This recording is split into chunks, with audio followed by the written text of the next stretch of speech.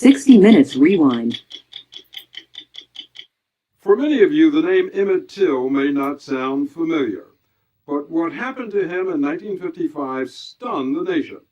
Emmett Till was a young black boy who was murdered in Mississippi for whistling at a white woman, and his death was a spark that ignited the civil rights movement in America. Two white men were put on trial for killing him, but in spite of strong evidence against them, they were acquitted in about an hour by an all-white jury. Why are we telling you this now? Because this past spring, the U.S. Justice Department opened a new investigation based on evidence suggesting that more than a dozen people may have been involved in the murder of Emmett Till, and that at least 5 of them are still alive.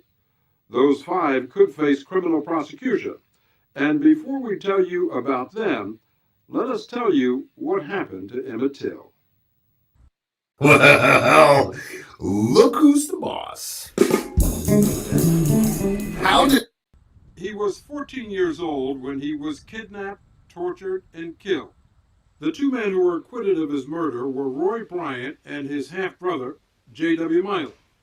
The failure to punish anyone for the crime made headlines across the country and around the world, exposing the racial hatred and unequal justice for blacks that was pervasive in the segregated South, where laws dictated where blacks could eat and drink and where they could sleep. But Emmett Till wasn't from the South. He was from Chicago and just visiting relatives in Mississippi in August of 1955 when his nightmare began. Emmett's 16-year-old cousin traveled to Mississippi with him. The family was reluctant to let Emmett take the trip, afraid his free-spirited nature could get him into trouble in the Deep South. That cousin who traveled with him is Wheeler Parker Jr., now 65 years old. He was a center of attraction. He loved pranks, he loved fun, he loved jokes, he just was there in the center of everything. He's kind of a natural born leader. Why would that be a problem? In Mississippi, why would it be a problem? It would be a problem because the Mississippians, what he thought was just fun or a joke, wasn't funny to them. So before you went down, did anybody say, look, here are the do's and the don'ts about going to Mississippi? You do this, you don't do that. Oh, yes, that's routine. You're always prepared to go to Mississippi to stay alive because, once you got to Mississippi, you had no protection under the law. You couldn't call anyone for help once you were there if you got in trouble. For Emmett Till, the trouble started here, at Bryant's Meat Market and Grocery Store in Money, Mississippi. Back then, most of the customers at this store were black workers from nearby cotton plantations. The store was owned by a white couple, Roy Bryant and his 21-year-old wife, Carolyn, who was behind the counter the afternoon that Emmett Till and his cousins came in to buy some candy. As he was leaving the store, Emmett Till whistled at Carolyn Bryant, and she went to get a gun. Simeon Wright, Emmett Till's cousin who lived in Mississippi, was 12 years old on that day when they went to Bryant's grocery store. Today, at 62, he says the sound of Emmett whistling is as vivid to him now as it was 50 years ago. When he whistled, we ran, we jumped in the car, and we got out of there. Just because he whistled? Oh, yes. It's like if you're a kid, you throw a rock and break a window, you don't hang around and see what's going on. And you knew that in Mississippi, at that time, 1955, that was something you didn't do. That was something you didn't do.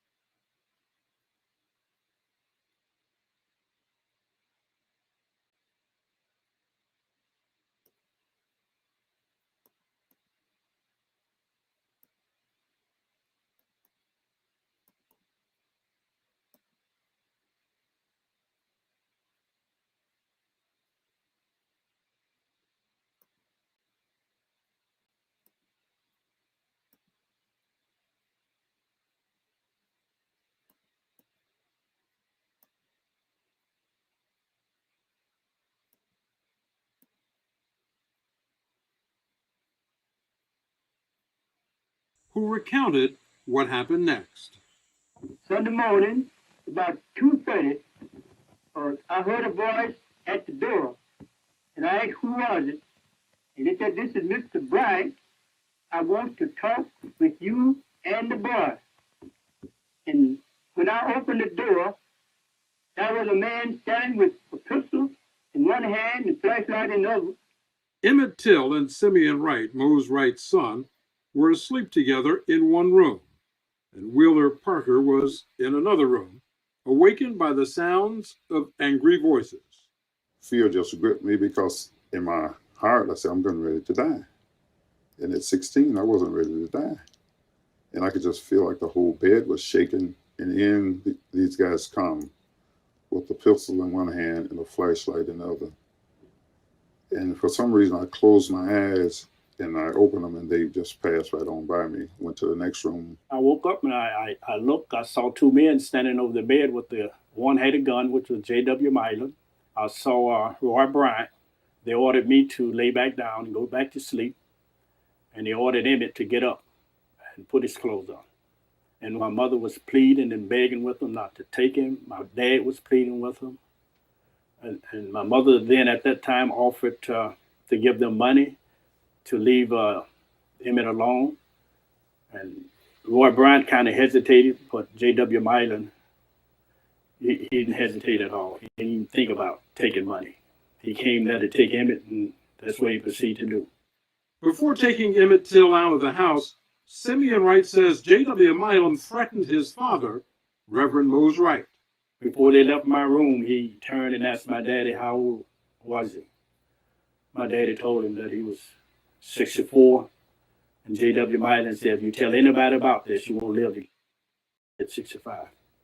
Well, what did you think then? This man wasn't afraid of the law. Here he marched into my home, take out my cousin, and wasn't afraid the law was going to bother him. This must have been terrifying for you. I mean, you weren't 13 yet. You were No. 12 years old. 12 years old. Lying in bed in the middle of the night, two white men come in, one with a gun, and tells your cousin to get up and get dressed? Yes. I'd have been scared to death.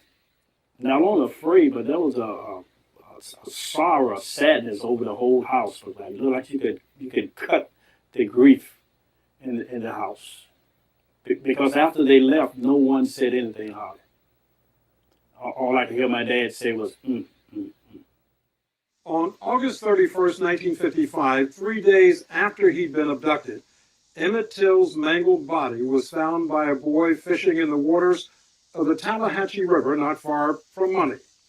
His body had been weighted down by a 75-pound fan from a cotton gin attached to his neck by barbed wire. He'd been badly tortured. An eye was detached, an ear cut off, and he appeared to have been shot in the head. His death was the birth of a powerful and lasting symbol of Southern racism in the 20th century. After saving with customized car insurance from Liberty Mutual, I customized everything, like Marco's backpack. So why should people join us on August 2nd? Well, you should join us if you're interested in finding out about an industry that's literally now doing $1 billion a day. And when I started the industry 45 years ago, it was hard to get into and cost a lot of money.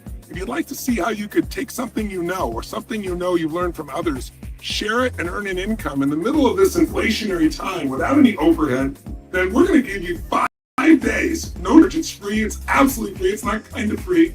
We're going to give you 90 minutes each day with some of the best people we know and show you how you can go from an idea. The local sheriff, H.C. Strider, a plantation owner and ardent segregationist, tried to have a body buried immediately in this small cemetery in Money, Mississippi, hoping no one in the outside world would ever find out what happened to Emmett Till. But Emmett's mother, Mamie, battled with Mississippi authorities and was able to have her son's body returned to Chicago so she could identify him before she buried him. Mamie Till was determined never to let anyone forget the brutal way in which her son was killed. She described the chilling story in one of the final interviews she gave before her death last year at age 81. I looked at the bridge of his nose, and it looked like someone had taken a meat chopper and chopped it And I looked at his teeth because I took so much pride in his teeth. His teeth were the prettiest things I'd ever seen in my life, I thought. And I only saw two. Who were the rest of them? They'd just been knocked out. And I was looking at his ears, and that's when I discovered a hole about here, and I could see daylight on the other side. I said, now, was it necessary to shoot it? Some 50,000 people, nearly all of them black, turned out for Emmett Till's funeral in an enormous public display of grief and solidarity. Mamie Till ordered the funeral director to place her son in an open casket and permitted this shocking photograph of Emmett's corpse, which was published in Jet magazine and seen across the country. It ignited protests, civil disobedience, and backlash that would consume the South through the 60s. I said, I want the world to see this. Because when people saw what had happened to this little 14-year-old boy, they knew then that not only were men, black men, in danger, but black children as well. The same day that Emmett Till was buried, Roy Bryant and J.W. Milam were indicted on charges of kidnapping and murder. Their trial was held in the small Mississippi town of Sumner, billed as a good place to raise a boy. The star witness was Emmett Till's late great-uncle, Mose Wright, who bravely stood up in the courtroom and pointed his finger at Milam and Bryant as the ones who had come to his home and abducted Emmett Till at gunpoint. Another key witness was an 18-year-old sharecropper named Willie Reed, who said that on the morning after Emmett Till was abducted, he saw Emmett on a truck with 6 people: Roy Bryant, J.W. Milam, 2 other white men, and 2 black men who worked for Milam. Soon after, Reed said he saw the same truck parked in front of a barn managed at the time by Milam's brother, and heard the screams of a young boy he presumed was Emmett Till. Today, at age 67, Reed says he still cannot get those sounds out of his mind. I heard the streaming, beating, streaming, and beating. And I said to myself, I said, I said, man, I'm beating somebody in that barn. I can hear them beating. I can hear how many licks I can hear them licks. You could hear the licks? Yes, you could. You could. According to Willie Reed and another witness, 4 white men came out of the barn, including Milam, who walked right up to Reed carrying a .45 caliber pistol. Milam was coming out of the barn, so he actually said, listen, said, did you all hear anything? And I said, no, I haven't heard anything. Why would you say that? I mean, you had heard something. You had heard screaming, you had heard somebody being beaten. Yeah, I saw somebody being beaten. But then you see Milam come on with like I said, with khaki pants on and a green shirt and 45 on his side. Then he asked you, man, what you gonna say? You didn't hear anything. I didn't hear anything. You knew that's what he wanted to hear. Right. When they found the body, did you put 2 and 2 together and think that what you had heard going on in that barn, that was Emmett Till? I'm sure. I was sure in. I was sure in. Fearing for his life after testifying against Milam and Bryant, Willie Reed was smuggled out of Mississippi. He went to Chicago, where he suffered a nervous breakdown and was hospitalized. You're a good man. You had a lot of courage for an 18-year-old. I think that a lot of people would have walked away from it. Wouldn't have said a word. No, I couldn't walk away from that like that. Because even with 14, probably never been to Mississippi's life.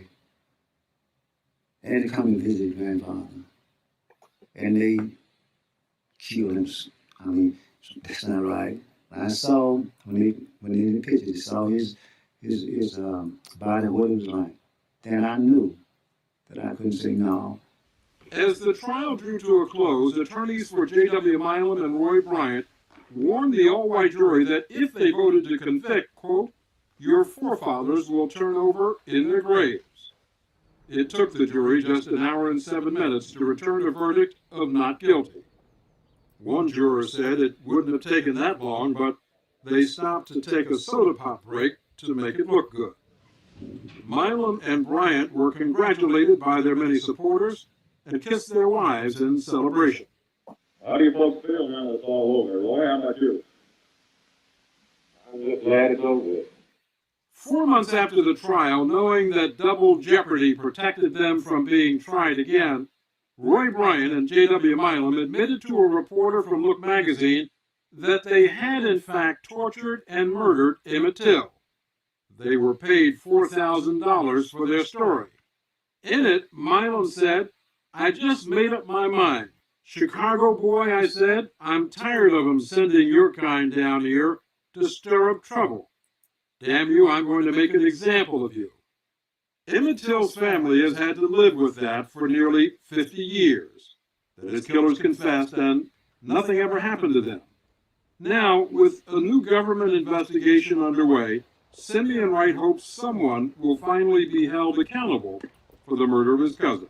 J.W. Milam and Roy Bryant confessed that they killed Emmett.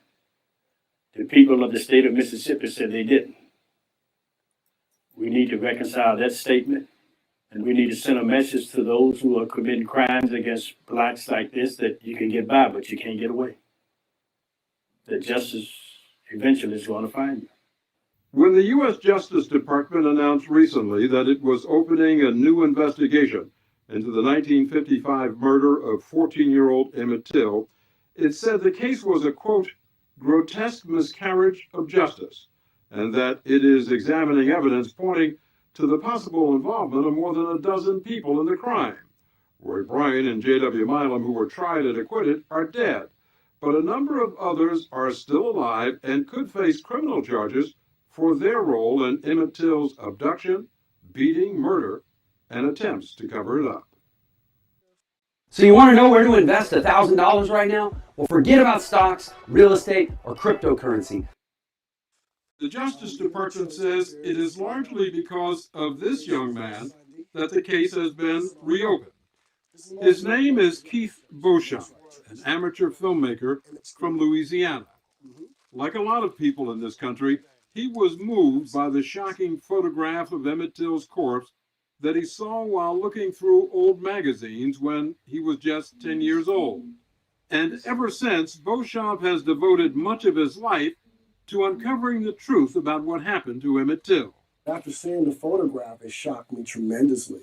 And when parents came in and sat me down and explained to me at that time the story of Emmett Till, and it hit me hard. It really hit me hard. I heard the same story. Mm-hmm.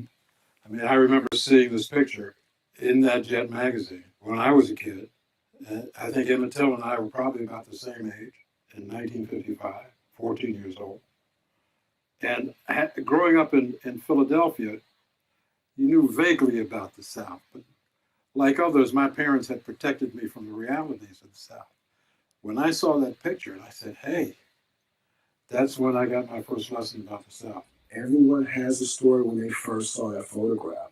It stuck with me that how could this person be killed this way? A youth, it was like me. It was amazing to me that something like that could happen. Keith Beauchamp told us that after reviewing thousands of old documents and talking to numerous witnesses with knowledge of the crime, he believes that at least 14 people may have been involved in the kidnapping and murder of Emmett Till, and that 5 of them are still alive. You described much of this to federal and state investigators, and their reaction to that information? Their reaction was overwhelming. They couldn't believe that a person this young would be so interested in finding out the truth. I guess they were really stunned that I did so much research on this case. So was Senator Charles Schumer, a member of the Senate Judiciary Committee, which has oversight of the Justice Department. After meeting with Keith Beauchamp and his attorney Ken Thompson, and examining the research Beauchamp was gathering for a documentary film he was working on, Senator Schumer urged the department to reopen the Emmett Till case, saying it was never fully investigated 50 years ago. How would you characterize the conduct of the federal law enforcement agencies, the 50 years of this? Well, federal law enforcement back then, and even many years later, reflected the attitude of America. Oh, these things happen. This is how it is down there. It is a stain and will be a stain on both the Mississippi law enforcement officials and the United States federal government Justice Department that it took a young filmmaker to bring to light what they should have brought to light. In 1955, Emmett Till's mother, Mamie, tried to get her government to bring the truth to light.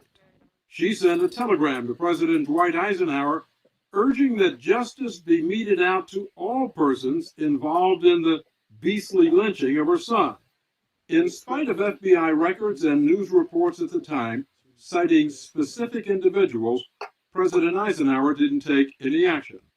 Emmett Till's mother died before the government reopened the case this past spring, a case based largely on the research of Keith Beauchamp. Among his discoveries was Henry Lee Loggins, now 81 years old and living in Ohio. At the time of the murder, Loggins was working for J.W. Milam. FBI files from 1955 refer to witnesses who claim they saw Loggins on the truck with Emmett Till after he was abducted. One respected black newspaper at the time even reported that Loggins allegedly held Emmett Till down as Milam and Bryant tortured him. Loggins was also reportedly ordered by them to attach the fan from a cotton gin around Till's neck just before tossing him into the Tallahatchie River. Henry Lee Loggins is now under investigation by the Justice Department. When we talked to him recently, he denied the allegations that have dogged him for half a century. I wouldn't say he didn't tell my life. I went with them people. I ain't sold nothing. How do you think your name came up? I mean, not just in newspaper articles, but also with the FBI. Why did people say that Henry Lee Loggins was there? I can't figure that out. I can't figure that out to the day. Henry Lee, how do you explain all these stories that just won't go away? Such as what? Such as you were there on the back of the truck. Which I wasn't. That you participated in the abduction, the kidnapping, and the murder of Emmett Till. Which I wasn't. That you tossed his body in the river. Which I wasn't. What's your name? Yeah. Yeah. Mr. Ed, I wouldn't sit here and tell you no lie. I don't know nothing about that case. What are you going to do when the FBI comes back? I'll tell them the same thing, but I wasn't there. And that's them too. Lord, no, I wasn't there. 5 other black men, now dead, have also been implicated in some way in the abduction and murder of Emmett Till. If any of the allegations are true, the question is why? Knowing now that black men could possibly have been involved, I just keep thinking, about what could have been going through Emmett Till's mind, seeing this. And how do you explain that? They would turn on one of their own. We believe that they were forced to participate in the crime. It was going to either be them or Emmett Till. It was shocking at first because for so long you've heard, white men were involved, and that was it. It was a white and black man. You couldn't help but, be amazed. It seems clear that black men were involved. Emmett Till's late great-uncle Mose Wright said there was a black man on the porch when J.W. Milam and Roy Bryant came to take Emmett Till. He also said he heard a woman's voice that night coming from a truck parked outside. He believed it was Roy Bryant's wife, Carolyn, the woman Emmett Till had whistled at several days earlier inside her husband's grocery store in Money, Mississippi. Mose Wright's son, Simeon, Emmett's cousin, says his father told him the same thing. Oh, yes, it was another man standing on the porch. My dad talked about it. There was another person in the truck because when they marched Emmett out to the truck and they asked the person inside the truck, is this the one? My dad said he heard a woman's voice identifying Emmett as the boy that did the whistling. So that must have been Bryant's wife, Mr. Bryant? At that time, we believed it was Bryant's wife, and after 48 and some odd years, nothing has arisen to dispel that belief. Apparently, the local authorities back then believed it too, and according to FBI communiques, issued an arrest warrant for Carolyn Bryant on suspicion of kidnapping, but she was never arrested or charged.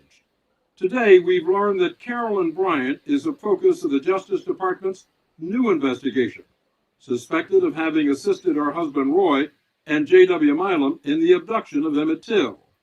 She was divorced in 1979 and has since remarried and moved several times.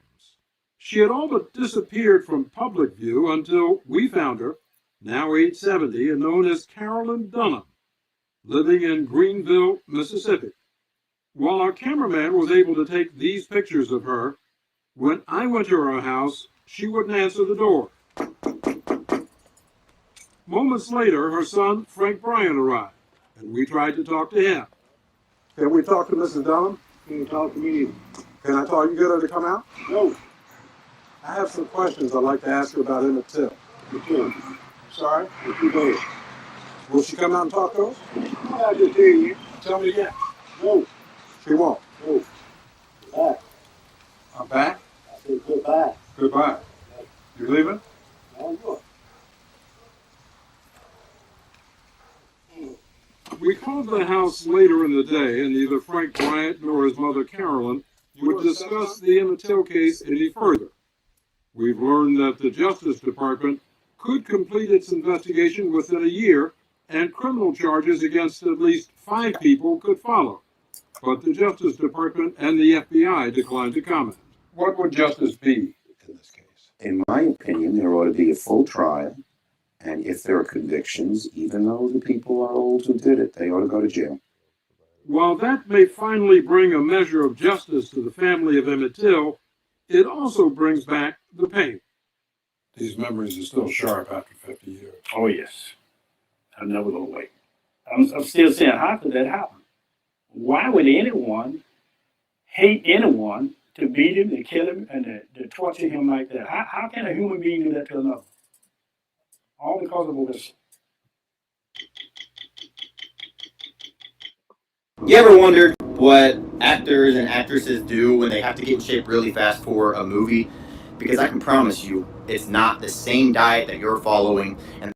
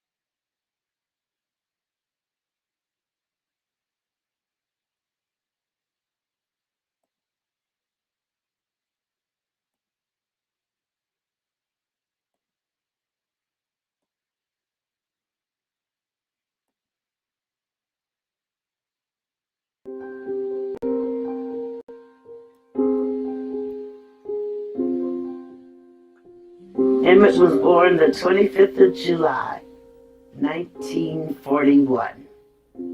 And it was a very difficult birth. He was a breech baby, and they had to get him turned around and so forth and so on, which caused a whole lot of misery and pain.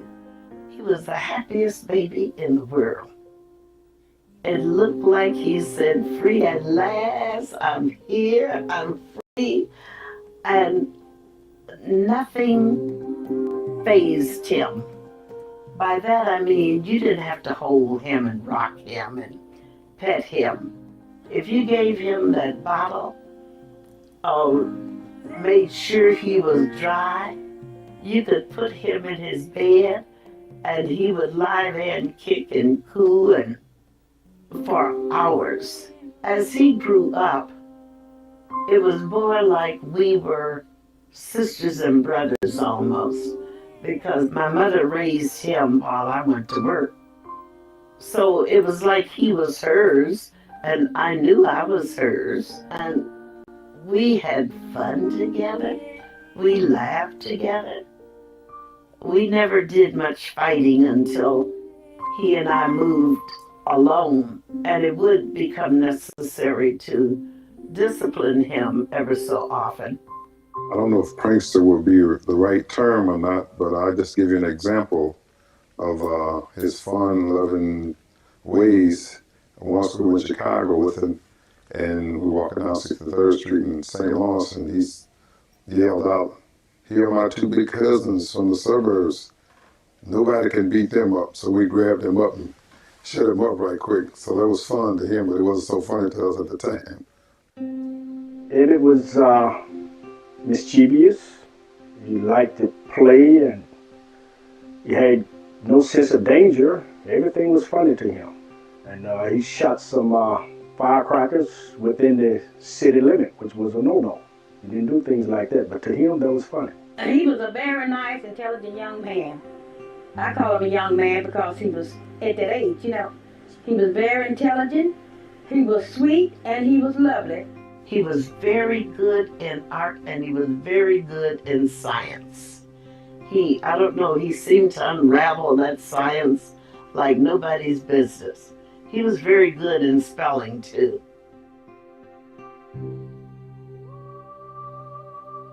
The life for African Americans in the South during Jim Crow was as close to a repressive regime as you could imagine. Blacks could not eat at public restaurants, couldn't rent hotel rooms, literally had to ride in the back of buses or public transportation. We couldn't get a drink of water, how thirsty we were, unless we found that colored water fountain. We couldn't get a drink of water out of the fountain. Our school term was from 4 to 6 months a year, and we had no busing. There were no buses that bused us to school. We had to walk to school 3, 4, 5 miles, whatever distance we lived from the school. African Americans were forced to live in certain communities, and they had to develop within that community. And there was not much difference between segregation in the South and apartheid in South Africa. Life for blacks was one of seclusion and of being in every way, shape, and form treated as less than human, less than equal. Blacks in those days it was against the law to say yes and no to white folks. And if they didn't, you could be beaten and even killed for saying yeah and not calling him by his name. African Americans had no protection from the law because in most cases they could not vote. And if you cannot vote for the sheriff or the police officers or the mayor, then they do not have to loan any type of assistance to you. And therefore, the African American lived in this constant fear of something happening to them and they not being able to react.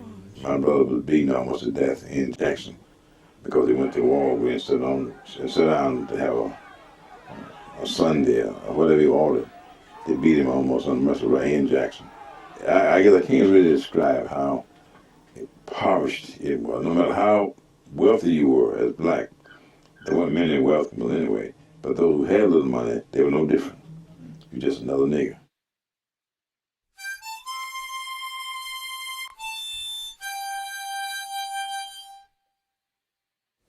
My grandfather came to Chicago in 1955 to a funeral, and my mother and them allowed me to go back with him for vacation.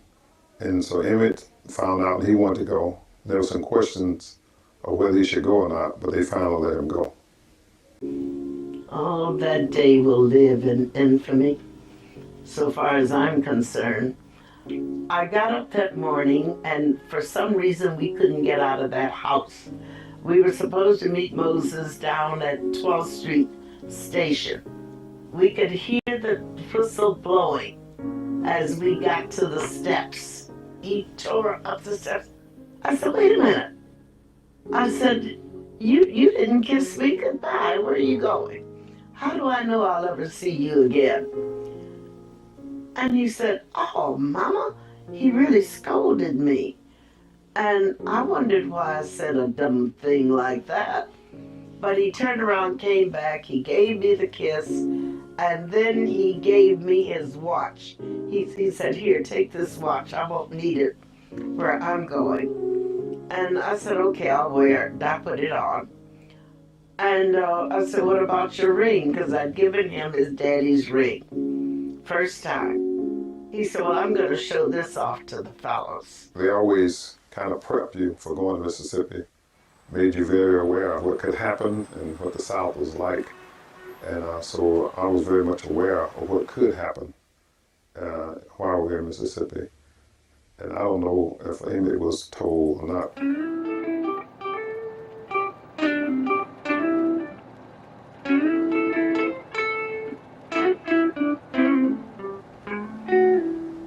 That summer when Emmett and Wheeler arrived, it was the beginning of the cotton harvest time. During the day, we would pick cotton all day. I wasn't old enough really to pick cotton, and Emmett wasn't either. So we just played around in the field most of the time. We picked cotton all day. After the weighing up, well, after we finished picking the cotton, we had our supper. Then we decided to go to the little country store. From the country store, we went up to Money.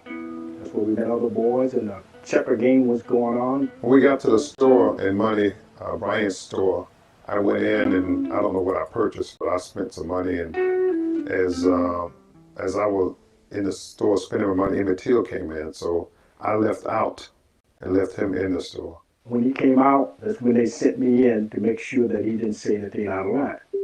Now, what he said inside the store, I don't know before I got there.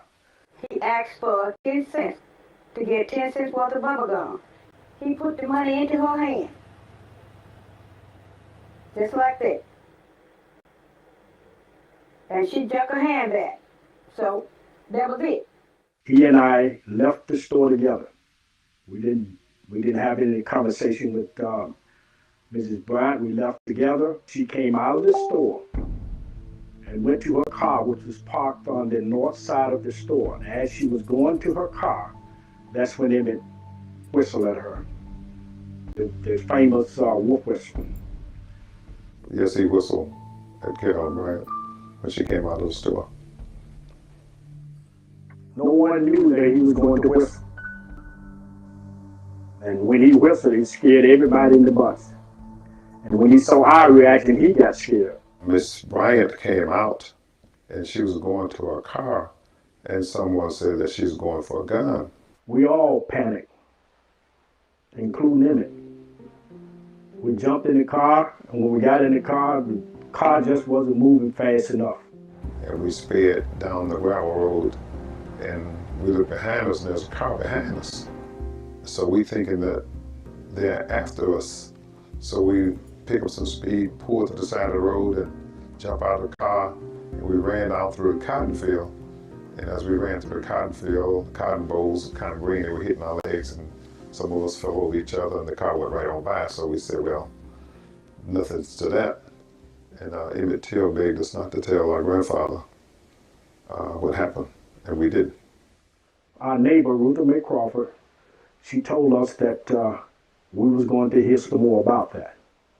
And I didn't think nothing of it, because I'd never heard of anything like that before. 3 days had gone by, and this girl told us, Ruth told us, hey, you guys going to hear some more about this.